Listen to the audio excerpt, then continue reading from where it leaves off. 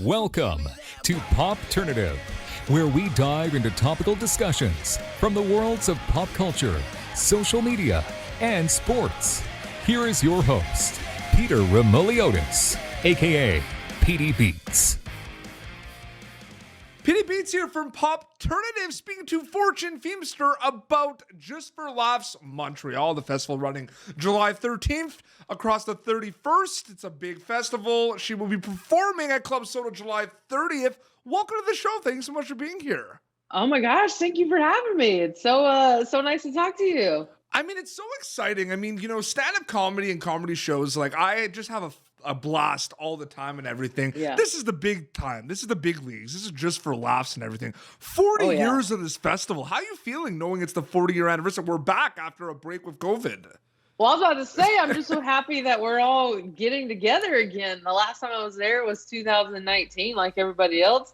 And it was one of those things that you knew would be there every summer. You had that to look forward to. So to not be able to go the last couple summers felt weird. It didn't feel right. So it feels like, a reunion of sorts. And 40 years, that's just incredible. But it's so fun. Montreal is one of my favorite cities. The food is incredible. It is. And I get to make people laugh. So that's where I'm nice. That's where I'm from, actually. I'm from Montreal. Oh, okay. I didn't realize that. So what I find interesting is Club Soda, where you're playing, that was like our spot for a lot of metal and punk rock shows growing up. That was our spot, I'm just saying. I don't have my electric guitar with me. So it's going to be a different vibe. But yeah, I think I did a show there a couple years ago, like as a part of like one of those multiple comic shows. So I remember it being a fun venue.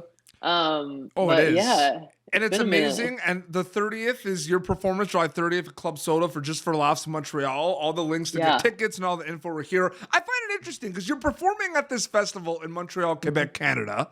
But, this is like Popternative is a global brand. We interview people from all around the world, different shows. We reach a lot of people all around the world. This is also like, it's in Canada, but this is like a global festival. It's a big deal. Yeah, Does that come to mind at all as well? Like when you're thinking about this festival? Yeah, I mean, Montreal was the first non-American city that I played in 2010. So when I got to go there for new faces and for a comic, that's like such a stamp of approval because you feel like you're finally going outside of the United States. You're going to this massive festival where people from all over the world not only know about it, but they come to, and it feels like this moment where you sort of arrived. So I definitely love that international feel of it.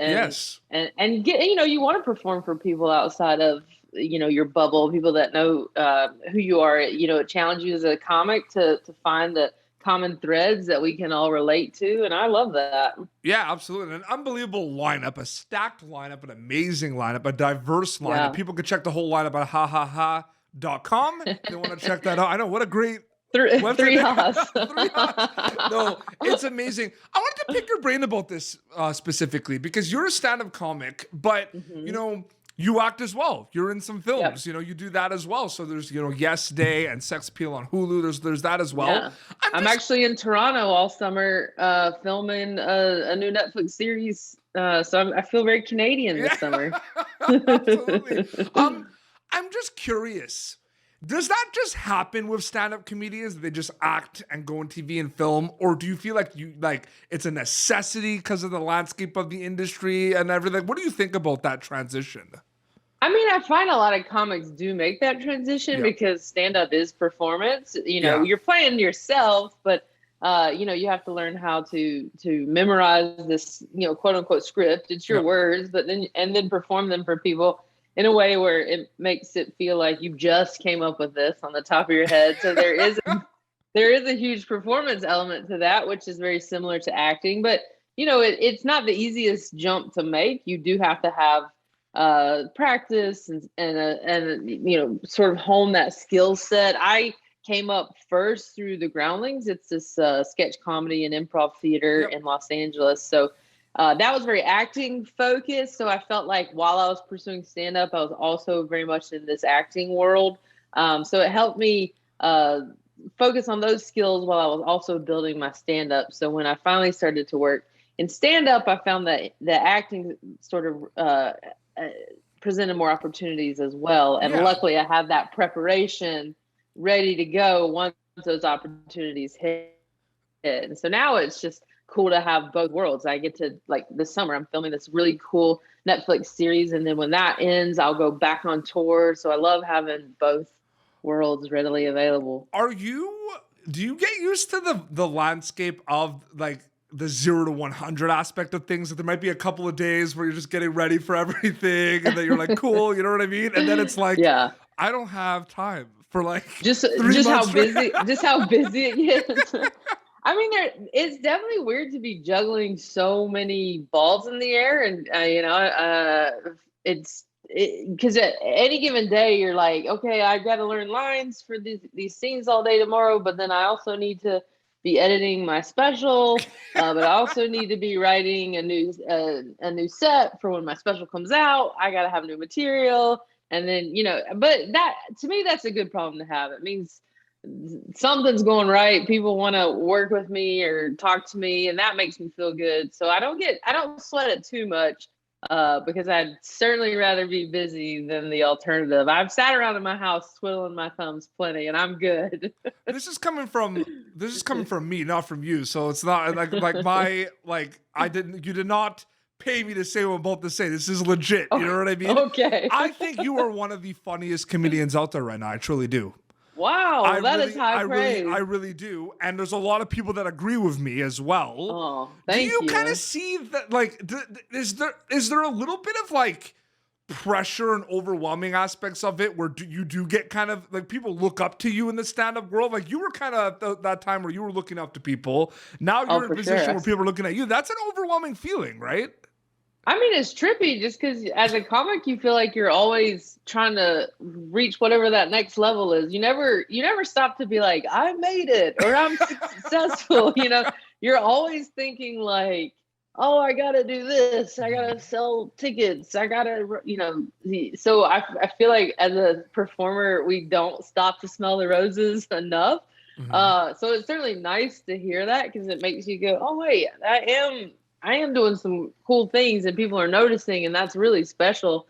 I mean, there is pressure for me, I feel the pressure every time I put out a special. I'm going to have a new one coming out. Yeah. And you want it to be good, you want it to represent yourself well and your voice. And, if people thought Sweet and Salty was funny, you're like, I really want them to think this is funny. And so it's more of a self pressure of like, I just want to put out funny material. I want to keep making people laugh, but the biggest challenge is always like, what do I want to say? Like, what is the next thing going to be? And you just have to hope that it comes to you. Absolutely. And a couple of months ago, Netflix asked us a really big question that you were involved with, like, is it cake, right? And it's one of those things too. Is it?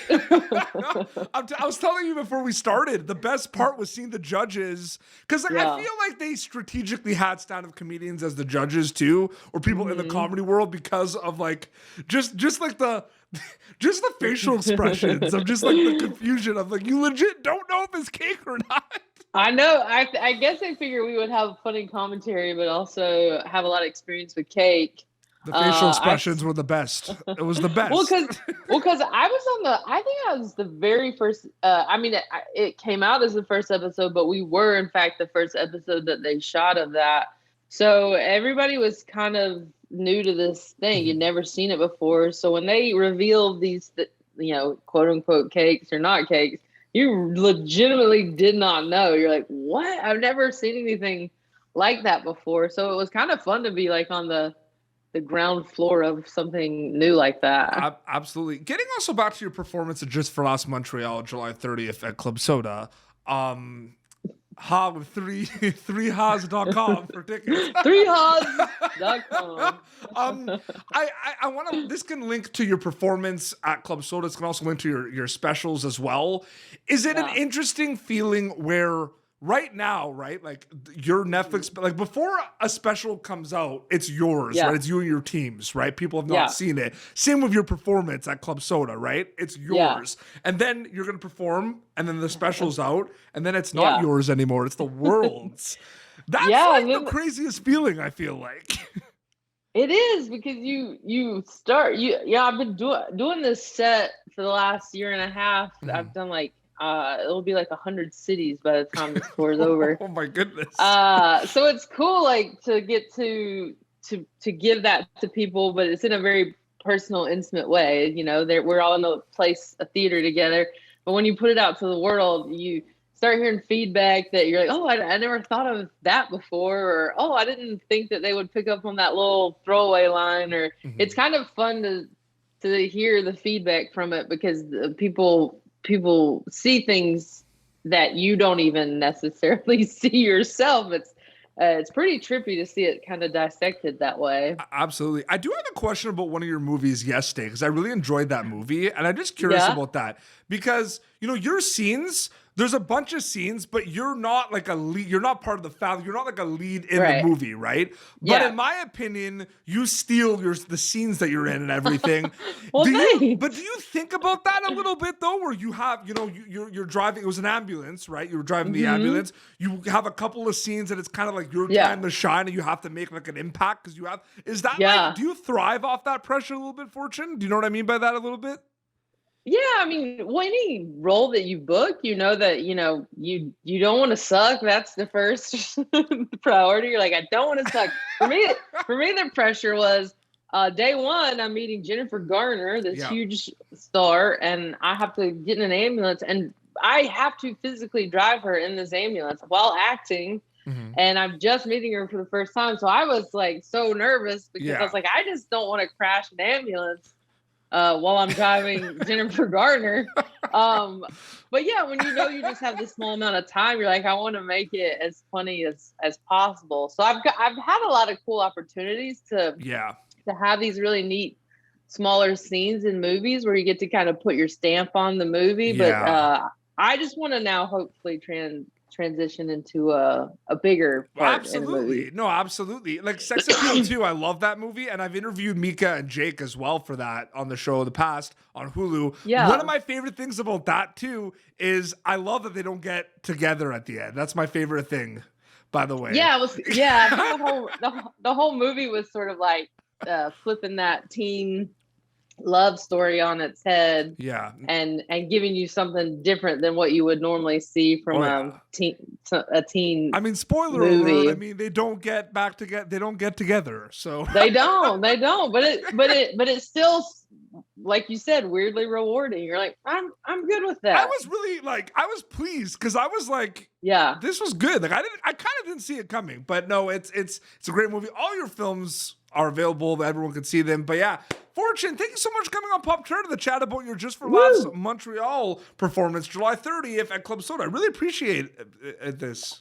I appreciate you. Thank you for talking with me. It's nice to meet you. Yeah, absolutely. Okay, so tickets available. They can buy all the links will be available. Club Soda the 30th. They can check that out. Plug away. Can you plug away your specials they can check out, your social media? Where can people reach you?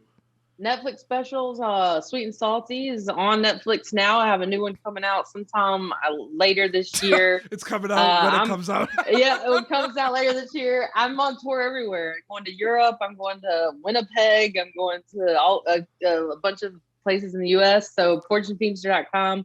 If you're curious if I'm coming near you. Amazing. Well, this has been Popternative. YouTube.com/Popternative for previous episodes. You can be able to catch Fortune and Feimster July 30th at Club Soda, part of Just For Laughs Montreal. Until next time, this is Fortune and Petey Beats signing off. Thank you for tuning in to Popternative. Make sure to check out our past episodes of Popternative on YouTube.